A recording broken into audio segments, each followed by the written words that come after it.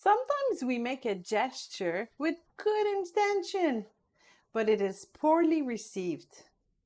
We thought we were being generous, and the other person was offended. What can we do? And most importantly, can we prevent these confusing reactions?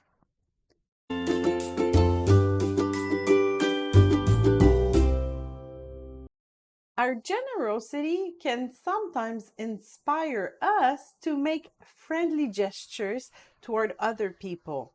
For example, we can take the decision to give an amount of money to a person who seems in need. We then expect a big thank you or at least a nice smile. Tears of joy are always the ultimate reward. But when the recipient explodes in anger at our gift, we are inevitably confused and disoriented. How can someone react like this? We need to remember that we do not know all the details of the life of the person before us. We may have the best intentions in the world, but if we don't take the time to get to know each other's needs, our solution may not really fit the need. Therefore, the ideal way is to ask the person what they want, like Jesus did with the blind man who approached him. Even though it seemed obvious that this man needed healing, Jesus took the time to ask him what he wanted. So Jesus answered and said to him, "What do you want me to do for you?" The blind man answered to him, "Rabboni, that I may receive my sight." Mark 10:51. This principle must also apply to the small attention that we decide to give to the object of our affection. For example, if a man is interested in a woman, before giving her flowers, it would be a good thing to check with the woman which flowers she likes. Perhaps the roses remind her of the bouquet placed on her mother's grave, and she would appreciate more lilies.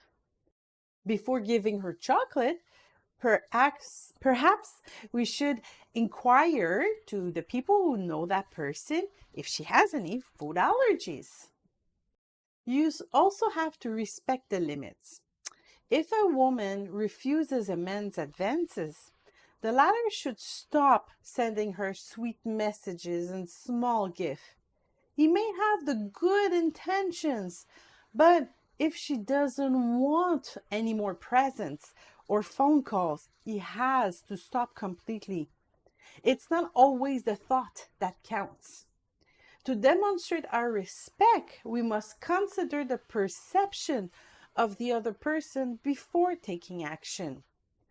Paul had no problem eating meat dedicated to idols, but out of respect for his brother, he chose to refrain from it. You can read that in 1 Corinthians 8.